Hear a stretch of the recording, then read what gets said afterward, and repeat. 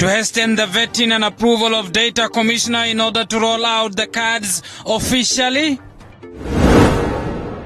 Plus, tonight we take you down memory lane with the people who are at the heart of the freedom struggles, the first and the second liberation heroes.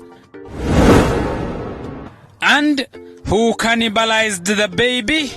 Mysterious surroundings what appears to be countless bites mark on a 1-year-old baby, with the mother and a daycare owner pointing fingers at each other.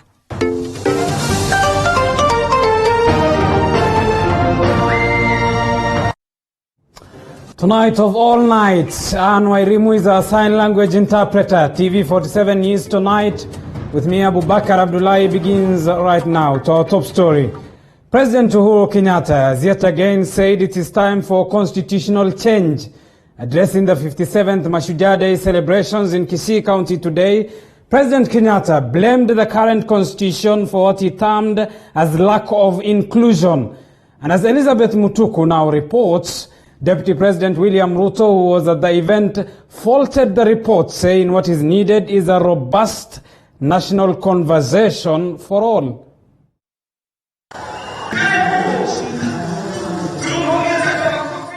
The BBI politics dominated the 57th Mashujaa Day celebrations. Addressing the celebrations in Kisii County, President Uhuru Kenyatta said it's time for a constitutional change, President blaming the current constitution for lack of inclusivity and perennial violence witnessed in the country after every election. Tearing up the diversity of our nation. The question of us versus them must come to an end, fellow Kenyans. This coming ahead of the presentation of the report to the President and ODM leader Raila Odinga. After the completion of the report, the anti-BBI campaign has already been built on an expanded government, a move the President says will quell tensions after elections. Fellow Kenyans, we should not give my suggestion the parochial of creating positions for individuals. I am urging for a constitutional consensus that accommodates all communities in an election. ODM boss Raila Odinga, who spoke before the head of state, said that the BBI reggae was only on a half break. Raila says the BBI rallies will soon resume after they were disrupted by COVID-19. Deputy President William Ruto, however, says there should be a robust conversation that will bring everyone on board. Kini imekwisha, wachezaji wameshanyoroshwa, wameshapata nini mafunzo, tena wamepata massaging kiwanja vya excellence. Wewe mwenyewe ndio utasema hiyo njia tunataka kufuata sasa kwa kutoka hapa, because nobody can stop reggae. Asante sana. My friend, the former prime minister, told us about the reggae, which is fine, but I guess we will have a robust national conversation, bring everybody on board. The BBI report is likely to be released anytime from next week. Elizabeth Mutiko, TV47 Nairobi. Now, Kenyans will soon receive their copies of the Huduma number. This is after Interior CS Dr. Fred Matiang'i presented the first 10 samples of the Huduma number to President Uhuru Kenyatta during the Mashujaa Day celebrations in Kisii County earlier today.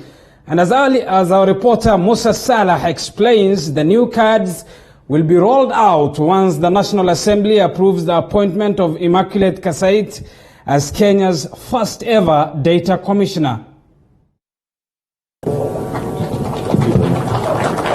Kenyans will soon receive their Huduma number cards. Presenting the first 10 samples of the Huduma number cards to President Uhuru Kenyatta and First Lady Margaret Kenyatta during the Mashujaa Day celebrations in Gusii Stadium in Kisii on Tuesday, Interior Cabinet Secretary Dr. Fred Matiang'i said that the cards, which are expected to replace the national identity cards and e-service provision, will be rolled out once the National Assembly finalizes on the appointment process of the Data Commissioner.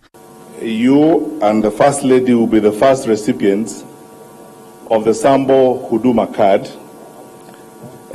which we hope to be rolled out as soon as the appointment of the Data Commissioner as directed by the High Court. The appointment of the Data Commissioner has taken a little over a year since July last year, when Parliament passed the proposed Data Protection Bill 2019 into law to create the post. On Tuesday last week, President Uhuru Kenyatta nominated Immaculate Kasait for the Data Commissioner position. Kasait is set to face the National Assembly for vetting on Wednesday this week. If approved by Parliament, Kasait will be Kenya's first ever Data Commissioner, serving for a non-renewable 6-year term. Addressing the nation during the Mashujaa Day celebrations, President Kenyatta said that the Huduma number will help Kenyans to easily access government services, further urging the parliamentary leadership to do their part in approving Kasait. Na sisi kama serikali tuko tayari kuanza sasa kupatia Wakenya kadi zao za huduma, na ndio waweze kupata hizo huduma zao either online kwa njia rahisi, na ile laini kubwa tulikuwa tunapanga kila wakati katika maofisi ya serikali iishe, badala ya masaa ya kupanga laini mtu akitafuta huduma awe anaendelea na biashara yake, anafanya mambo yake pahali alipo na anapata huduma yake kupitia hiyo kadi. Kenyans have in the recent past been skeptical about the reasoning behind the issuance of the Huduma number, and it is now just a matter of time until its efficiency is put to test. Musa Salah, TV47, Nairobi. Elsewhere, President Uhuru Kenyatta has congratulated healthcare workers in the country for their effort in mitigating the spread of COVID-19 pandemic in his Tuesday 57th Mashujaa Day celebrations in Kisii. The president also called on more youths in the country to exploit technology in solving challenges that the country has grappled with for years. David Mudoka reports. As President Uhuru Kenyatta on Tuesday led the nation in marking its 57th Mashujaa Day celebrations, the head of state commended efforts by healthcare workers in taming the spread of the coronavirus pandemic since the first case was reported on 13th March. The president paying tribute to various health workers who have unfortunately succumbed to the virus while on the front line in the COVID-19 war for the past 7 months. In particular, I want to give special mention to our departed health workers. Their memory will forever be engraved on our hearts. These brave souls paid the ultimate price, and like our founding fathers, they teach us that heroes are ordinary people who are made extraordinary by unusual circumstances. President Kenyatta also heaped praise on youths in the country for innovating digital solutions to problems that the country has grappled with for years. Kenyatta citing 3 university students, Michael Malombo Moisakenyi and Ken Kioria Gishira from the Jomo Kenyatta University of Agriculture and Technology, as well as Roy Alela from the University of Nairobi, who this year bagged Global Innovative Awards.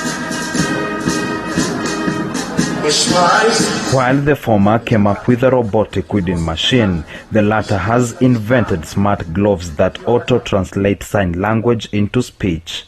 But the young people who embrace the positive and the possible will emerge heroes and makers of things. So therefore, a good starting point for all our young people is to look for a problem and solve it. And despite political tensions seemingly running high in the country each passing day, the president further called upon Kenyans to remain peaceful, adding that no one is bigger than the country. It is very easy to lose a country. And as your fourth president, I need to remind you that you will have a fifth, a sixth, and even a 10th president, but you have only one Kenya. Up to 210 Mashujas were feted on Tuesday for their exemplary efforts in this year's Mashujas edition. President Uhuru Kenyatta today led Kenyans in marking the country's 57th Mashujaa Day celebrations with the nostalgic pomp and color that has been missing in all national events throughout the year. David Muthoka, TV47 at the Gusii Stadium in Kisii County. Well, still on Mashujaa Day and the 57th Mashujaa Day celebrations in Kisii County were marked colorfully with traditional and contemporary dances. The armed forces with their ceremonial presidential parade and guard of honor were not left out as well. But the hallmark of the celebrations was the Kisii traditional dances that brought the Gusii Stadium to a standstill. Mwangi Maina with the details.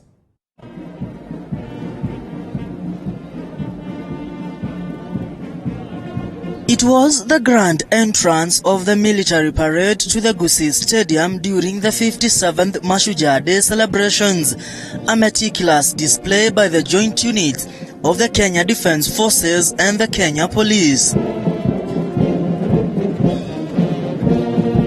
Sweet, soothing, and celebratory melodies from the military band and the best foot forward as they marched into the celebrations arena, wowing the crowds. It is an unforgettable experience to those who had attended. A frenzy hysteria engulfed the crowds on the arrival of President Uhuru Kenyatta. The president was welcomed with cheers and cheers before inspecting the guard of honor mounted by the armed forces.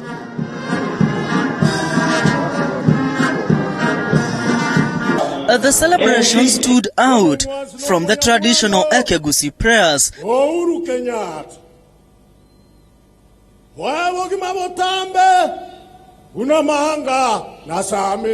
to the zestful dance moves of the Obokano rhythms and rhymes. The Obokano traditional dance brought the stadium to a standstill. Skilled and well-choreographed dancers back-bended, the chest, shoulders, and the head playing the big role in the dance as ecstatic Kenyans danced along while others cheered.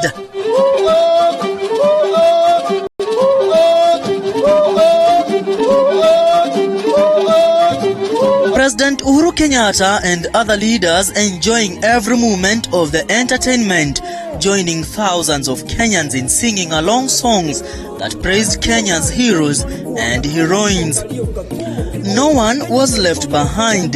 The young, the old, and those living with disabilities. Simply, Kisii residents and the whole country was enraptured by the colorful 57th Mashujaa Day celebrations.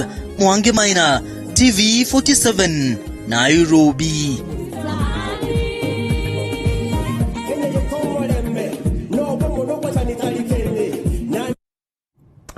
Well, you are watching TV47 News Tonight with me, Abubakar Abdullahi, here on the county's television. Keep talking to us. The hashtag to use is TV47 News. Send us a message as well on 22047. Tonight, we will give you, the audience, the viewer of this particular program, a chance to tell us who your hero, who your Shujaa is. Keep talking to us.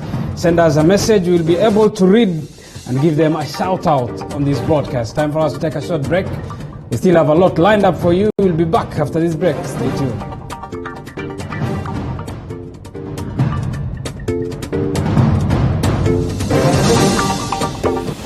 Kila siku ya Jumatano tunazungumza, tunaulizana na tunajuzana masuala ibuka ya kisiasa. Kuna Uhuru he is not in Kirinyaga. Maisha yangu ni huru na watu wangu wanyali. Tulivunja vyama vya URP na TNA na vyama vingine tanzu, ndio tukaunda chama inaitwa Jubilee. Mijadala komavu kuhusu yanayokuhusu, na zaidi ya yote tunakupa nafasi kumfahamu kiongozi wako katika kipindi Mfahamu Kiongozi. Yako kama mtoto ilikuwa gari. Mimi nilizaliwa sasa najuaje maisha ilikuwa. Wakati namuuliza maisha. Kwanza ilikuwa tu ni jaribu kabisa kufikia pahali ambapo nitafika Nairobi. Najua ilikuwa ni kazi ambayo ilichukua siku mingi sana kufika Nairobi. Kila siku ya Jumatano kuanzia saa 1:30 hadi saa 2:30. Ungana naye Elizabeth Mutuku, usikose.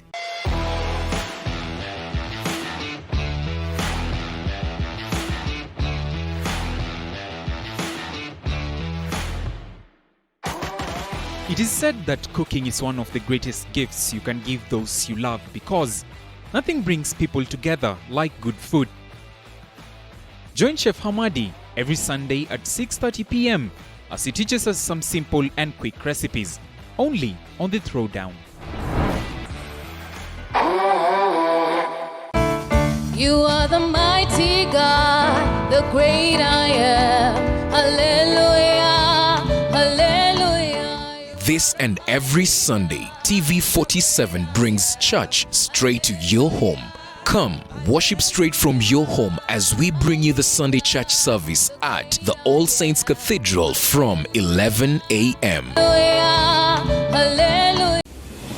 Kila siku ya Jumatano tunazungumza, tunaulizana na tunajuzana masuala ibuka ya kisiasa. Kuna Uhuru he is not in Kirinyaga.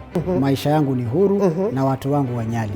Tulivunja vyama vya URP na TNA na vyama vingine tanzu, ndio tukaunda chama inaitwa Jubilee. Mijadala komavu kuhusu yanayokuhusu, na zaidi ya yote tunakupa nafasi kumfahamu kiongozi wako katika kipindi Mfahamu Kiongozi. Yako kama mtoto ilikuwa gari.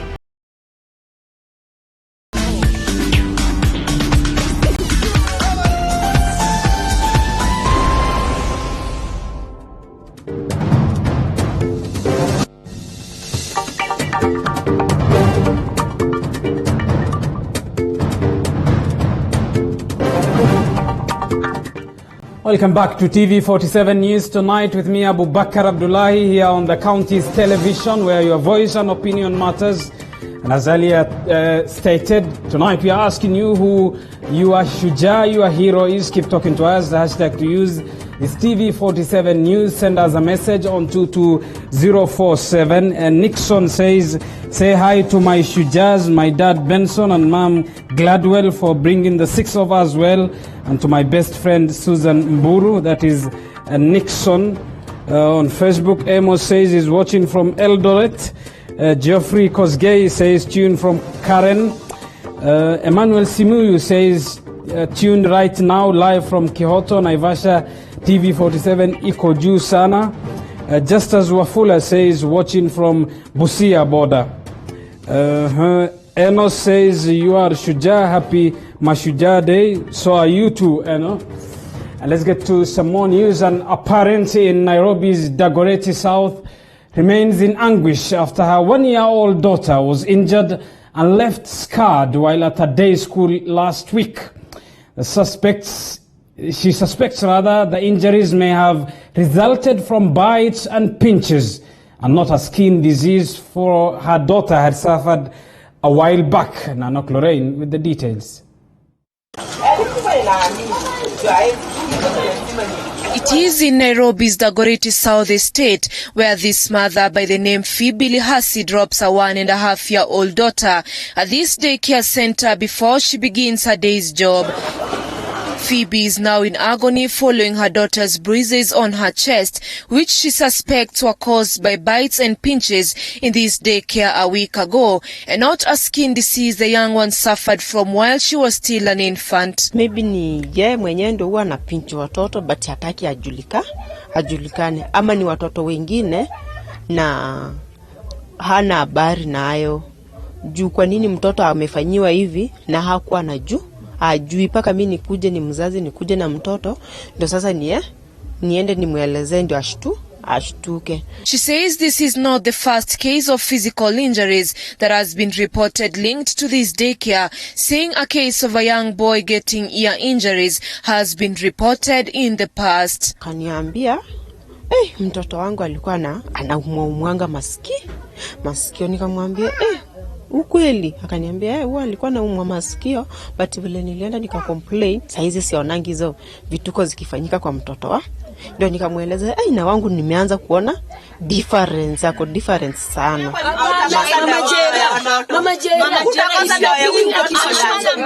In a harsh tone, the daycare business owner denies the allegations thrown at her station, adding that the center has been praised by the area residents. Been so good. The daycare was, even at that time, unajua, it was becoming a star by then. Paka hata mwingine akaniambia anaenda kutuweka kwa internet, sindio? The parent has been left to endure the pain of a scarred 1-year-old whose cause is unknown. The puzzle of the genesis of these bruises is yet to be solved, this not being the only case that has been reported from the said daycare. Nanok Lauren, TV47 from Dagoretti South, Nairobi. Now, over the years, the civil society has been the voice of the people, but with time, the organizations have either faded or, do we say, silenced. However, activists still hold that they have the voice amidst accusations of going to bed with the government or foreign organizations. Our reporter Josh Onsare spoke to some activists and filed the following report.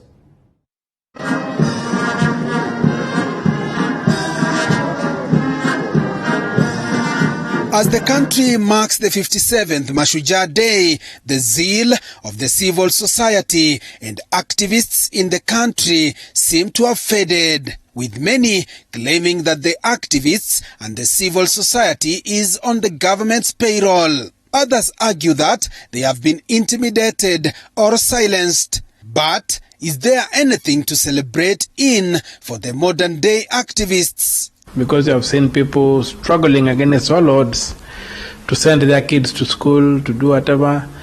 There's very strong belief in material progress. People would like the next generation to be richer than the last generation. That's why they fight so hard to educate their children, to do whatever.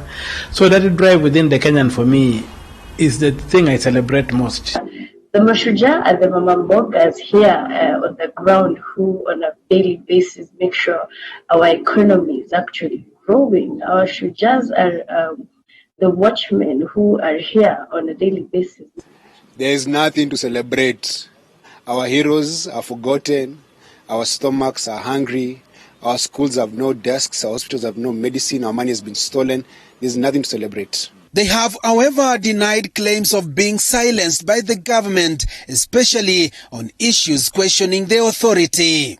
I don't think the voice has gone down. You have to understand it's COVID, and when COVID came, there was a lot of measures on public gathering and crowd control on healthy grounds. So even as activists, you have to observe those health regulations for the sake of everyone's health and safety. The CSOs were busy giving people unga and distributing things on the ground instead of being activists, So and the funding that comes with the terrain, has really spoiled, has really defocused the CSO.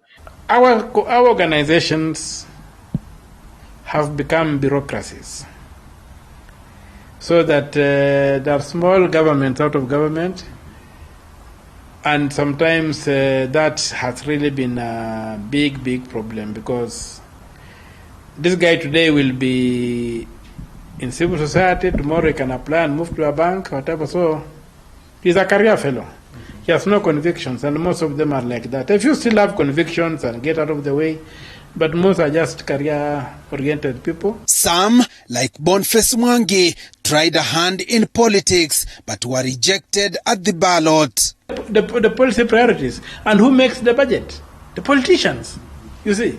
So get into politics and make the budgets you want and design the policies you want. That has been the biggest failure of the civil society in this country, and the reason was one. It was largely supply-driven, not demand-driven. And supply-driven is that donors would come up with proposals. Want people to do this, want people to do that, and people write proposals and then they would do it. And with many being accused of either siding with the government of the day, others are said to be influenced by foreign bodies and organizations. What must be addressed is political power. How is power acquired? How is power retained? How is power utilized? That's an area civil society must get into. We must get into power politics and say, here, these are our candidates, this is our manifesto, and we want to take over government and run it.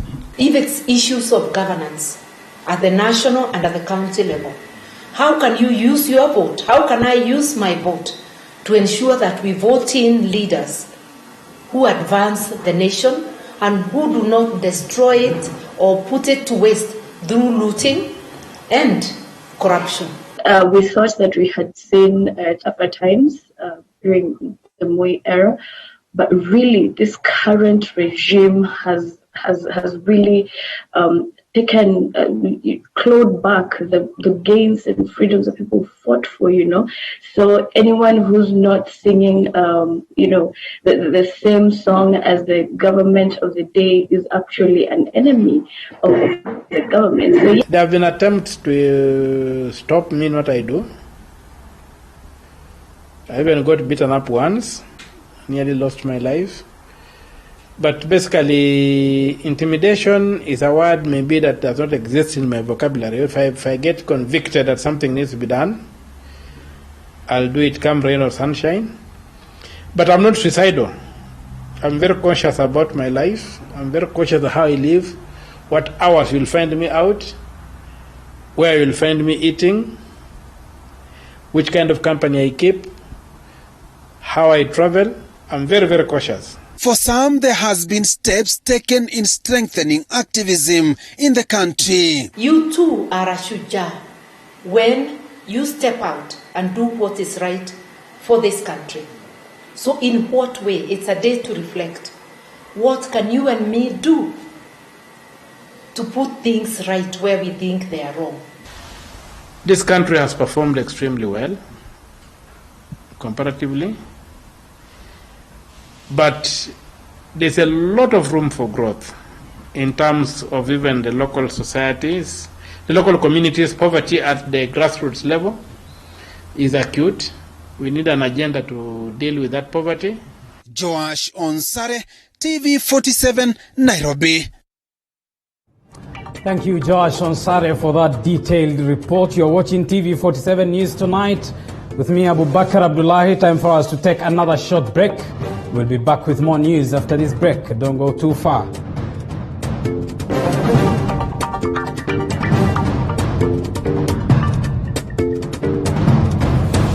Kila siku ya Jumatano tunazungumza, tunaulizana na tunajuzana masuala ibuka ya kisiasa.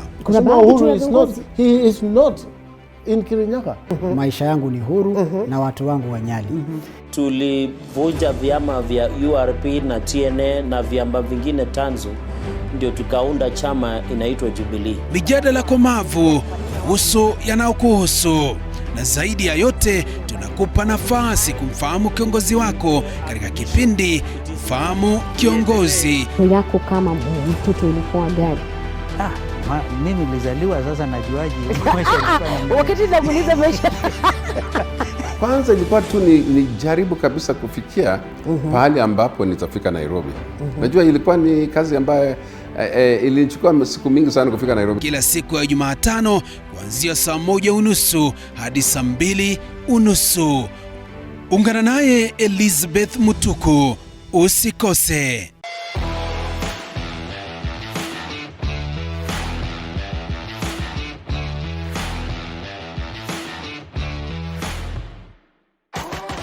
It is said that cooking is one of the greatest gifts you can give those you love because nothing brings people together like good food.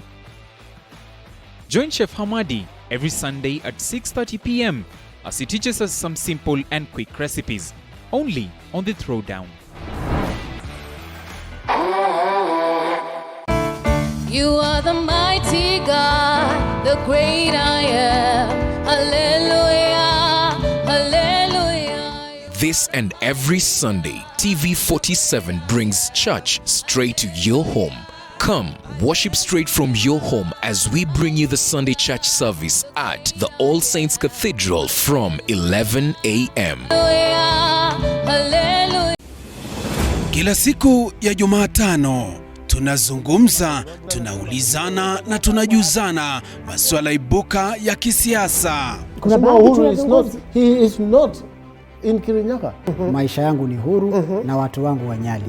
Tulivunja vyama vya URP na TNA na vyama vingine tanzu, ndio tukaunda chama inaitwa Jubilee. Mijadala komavu kuhusu yanayokuhusu, na zaidi ya yote tunakupa nafasi kumfahamu kiongozi wako katika kipindi Fahamu Kiongozi. Yako kama mtoto ilikuwa gani? Mimi nilizaliwa sasa najuaje maisha ilikuwa. Wakati namuuliza maisha. Kwanza ilikuwa tu ni jaribu kabisa kufikia pahali ambapo nitafika Nairobi. Najua ilikuwa ni kazi ambayo ilichukua siku mingi sana kufika Nairobi. Kila siku ya Jumatano kuanzia saa 1:30 hadi saa 2:30. Ungana naye Elizabeth Mutuku, usikose.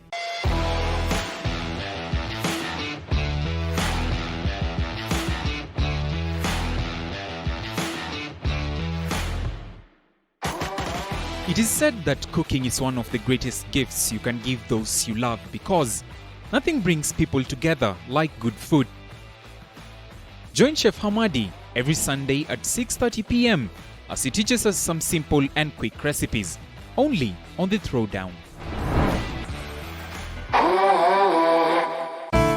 You are the mighty God, the great I am. Hallelujah, hallelujah. This and every Sunday, TV47 brings church straight to your home. Come, worship straight from your home as we bring you the Sunday church service at the All Saints Cathedral from 11 a.m. Kila siku ya Jumatano tunazungumza, tunaulizana na tunajuzana masuala ibuka ya kisiasa. He is not in Kirinyaga. Maisha yangu ni huru na watu wangu wanyali. Tulivunja vyama vya URP na TNA na vyama vingine tanzu, ndio tukaunda chama inaitwa Jubilee. Mijadala komavu kuhusu yanayokuhusu, na zaidi ya yote tunakupa nafasi kumfahamu kiongozi wako katika kipindi Fahamu Kiongozi. Yako kama mtoto ilikuwa gani? Mimi nilizaliwa sasa najuaje maisha ilikuwa. Wakati namuuliza maisha. Kwanza ilikuwa tu ni jaribu kabisa kufikia pahali ambapo nitafika Nairobi. Najua ilikuwa ni kazi ambayo ilichukua siku mingi sana kufika Nairobi. Kila siku ya Jumatano kuanzia saa 1:30 hadi saa 2:30. Ungana naye Elizabeth Mutuku, usikose.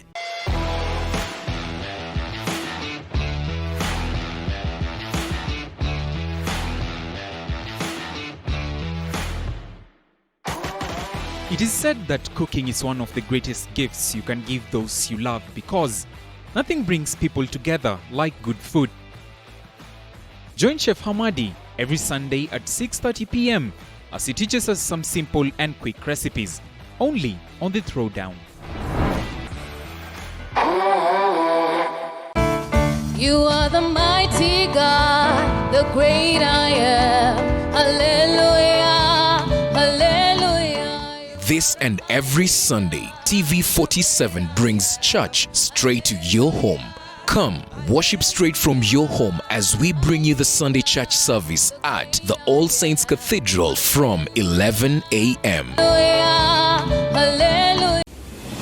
Kila siku ya Jumatano Tunazungumza, tunaulizana na tunajuzana masuala ibuka ya kisiasa. Kuna baadhi he is not in Kirinyaga. Maisha yangu ni huru na watu wangu wa Nyali. Tulivunja vyama vya URP na TNA na vyama vingine tanzu, ndio tukaunda chama inaitwa Jubilee. Mijadala komavu kuhusu yanayokuhusu, na zaidi ya yote tunakupa nafasi kumfahamu kiongozi wako katika kipindi Fahamu Kiongozi. yako kama mtoto ilikuwa gani? Mimi nilizaliwa sasa najuaje maisha ilikuwa. Wakati namuuliza maisha Kwanza ilikuwa tu ni jaribu kabisa kufikia pahali ambapo nitafika Nairobi.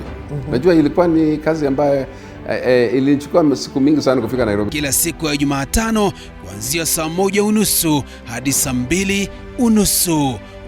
Ungana naye Elizabeth Mutuku, usikose.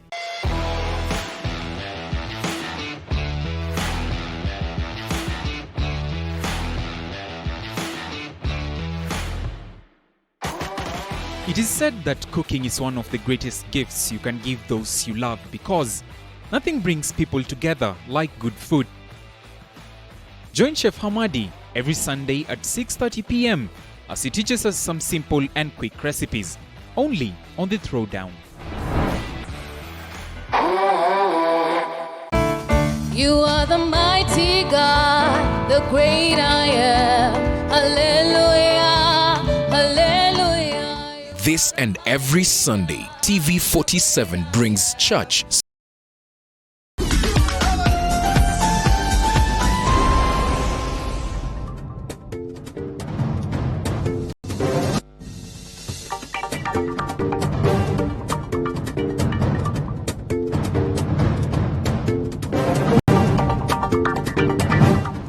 Welcome back to TV47 News Tonight with me, Abu Bakar Abdullahi. Thank you for staying with us here on the county's television. Keep talking to us.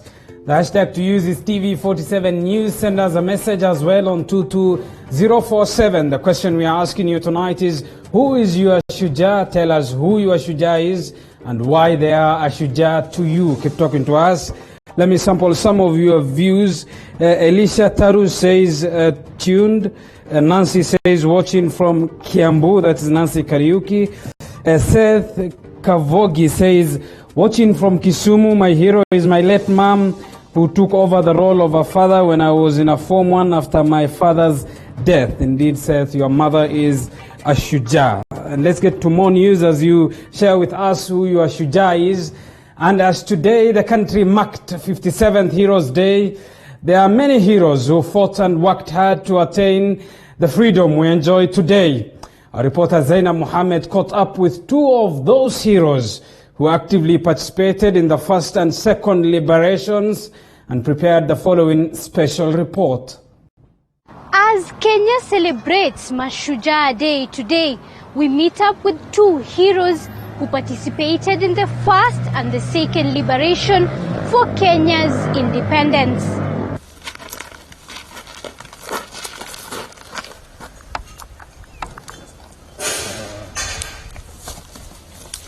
Siku hii ni siku muhimu sana kwa watu wa Kenya,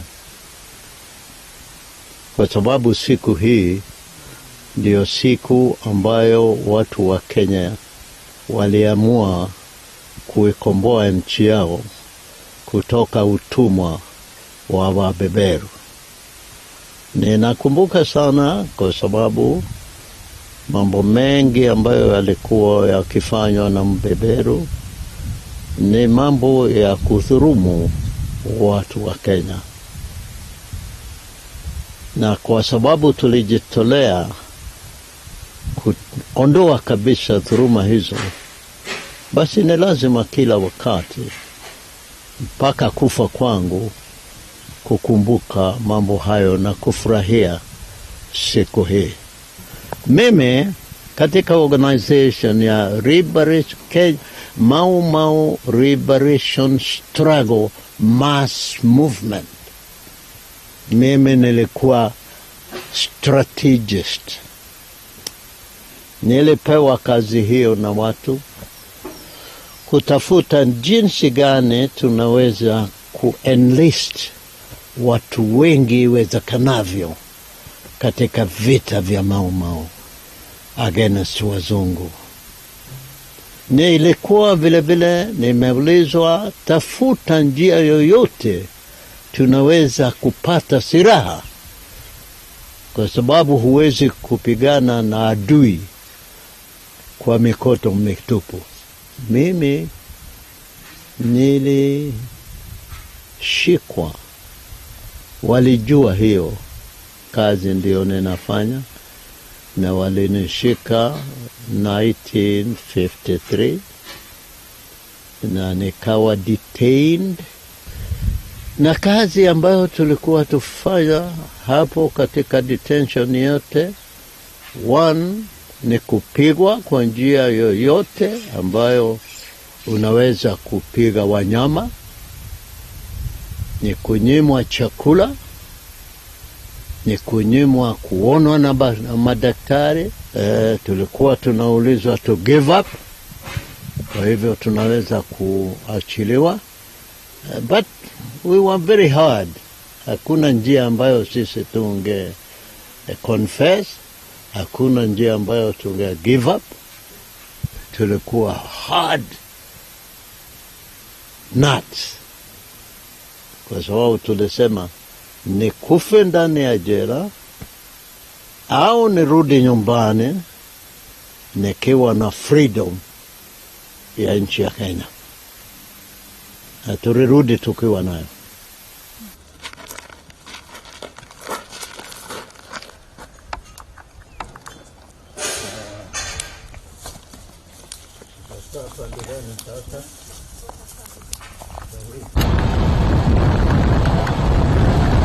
I'm Timothy Jordan, and I'm a house husband. I used to be a town preacher, slum preacher, town preacher, and I used to teach theology. There was no first liberation there, so there could not be second liberation. Kenya was never liberated. Kenya was only colonized, and a colonial government was created. Governors were the rulers. And when Kenyatta became governor, Ali Mazrui called him the last colonial governor. Look at the medical documents in Kenya. I have 52 certified woods on my body. I can count them. These hands, can you see them? And this and this. On 1st May, Labor Day, 1977, that was when, at the peak of the Kenyatta government, I went to the radio and TV in Nairobi to preach lift up your hands, and I said, the Kenyatta government, the Kenyan government is an ideology of the Kikuyu middle class. Harambee, I used the Harambee is an ideology of the Kikuyu middle class because it does not transform the poor. It gives them charity. I preached that morning, 5-minute sermon. That very evening, 9 policemen came from Kikuyu police station to my house. When I was going to open the door to get out and park the car and feed the dog, I dropped the things because I saw semis in the air. I had cut. This bone is very hard because to cut this, it required a policeman, a well-trained policeman at Kagajo, to cut this finger off, and it fell. Can you see? Completely. Then I was trying to defend myself, but the panda went through the finger and cut this bone completely, this one. Then I tried to use the remaining 4 fingers. This was off. Then this was off. Then I found I could only two fingers. And still, the 9 men shook and torn, chopping my body. 1977, Samba Day at Osis. We want to meet at Hurupa. And so we went to All Saints Cathedral to meet. We didn't know they would come to a holy church, but they came. I could see them entering from the door because I was facing the people. Oh dear. They threw a tear gun cannons. I have them. I can show them. Mashujaa Day is the most obscene day ever known in the world. Daughter Sainabu, or grandchild, let me tell you, today the Rusas are going to fill the stadium in Rusi. Rusas, the vanquished, the poor, the vanquished, going there to worship their tyrants, going there to worship and celebrate their heroes. What heroes? People who are the 20% who own the whole country are going to their politicians to parade and call their Rusas, call their poor, the people who have no food, no housing, no medicine. They are going to there to worship their gods. That's vanity of vanities. 57 years later, it is evident that these heroes have very little to smile about, despite the atrocities they had to endure in order to attain the country's independence. Zainab Mohammed, TV47 in Kajiado County. Well, thank you, Zainab Mohammed, for that report. And as well, the Mashujaa celebrations were held in various counties under strict adherence to COVID-19 guidelines. Our reporter Lynette Gidwa takes a look at how the celebrations were held in the counties across the country. In Mombasa County, the County Commissioner Gilbert Kitiyo called on citizens to adhere to the stipulated COVID-19 protocols. Zaidi tunasema tafadhali mfuate hizo protocols ya COVID-19.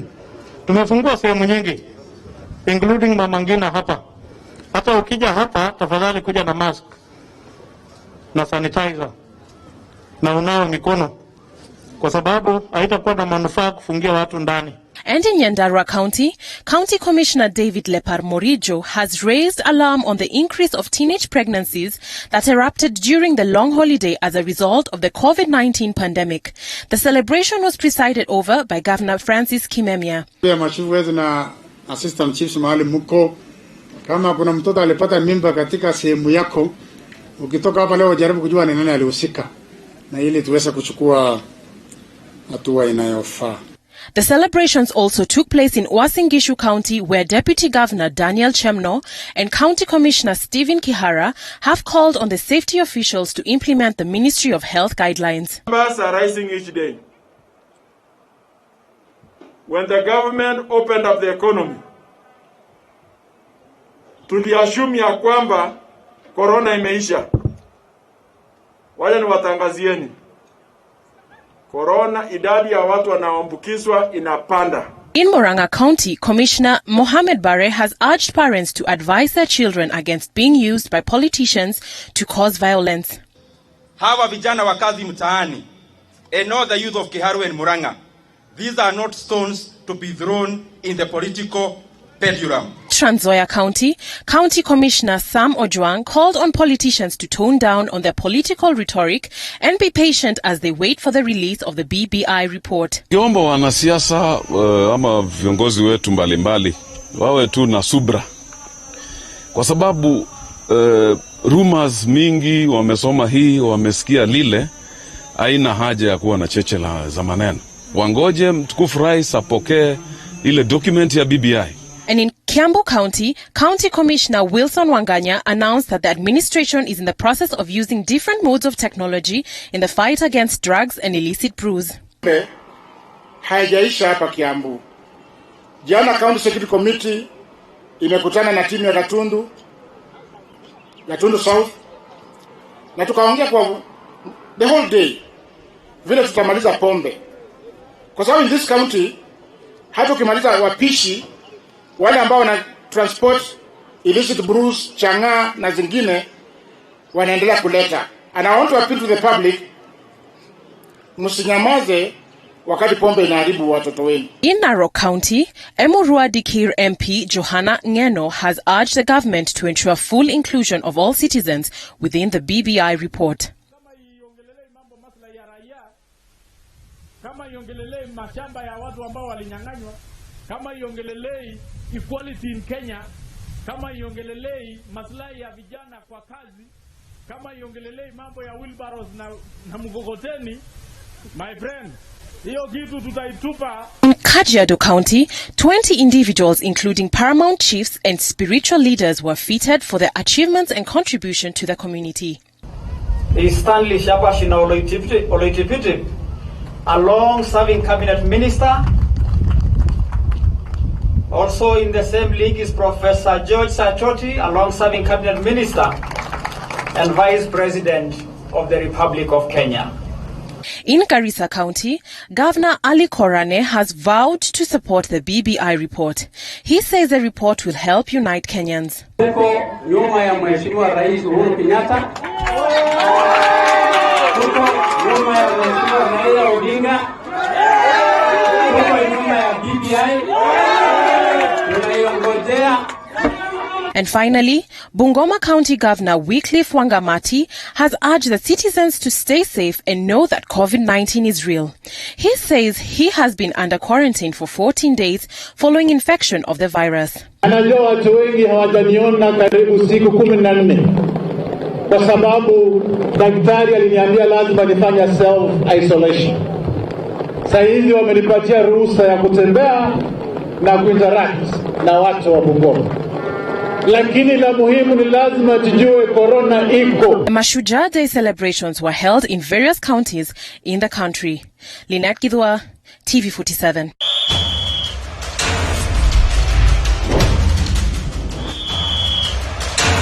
Sports, brought to you by 555bet.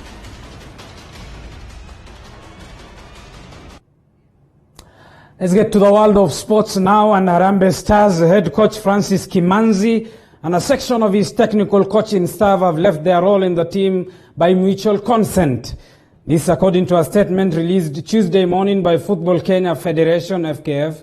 The federation says it will announce Kimanzi's replacement Wednesday morning, with the former tactician parting ways with the team for 3 times now.